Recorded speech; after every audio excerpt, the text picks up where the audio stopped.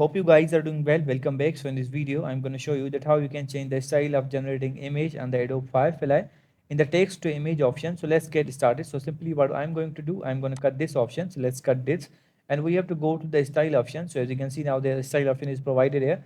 Now you have to choose that which style you want. For example, I want this style, or if you want this style, you can also do that. I'm going to click on this style, and after choosing this, as you can see, simply we have to click on the generate, and after clicking on the generate, it will generate the image according our style in the prompt. So let's see what result we are getting. So we have to wait for a few seconds. So as you can see now, the result is here. If you want to open this, you can also do that. So I'm going to click on this, and as you can see now, the preview is here.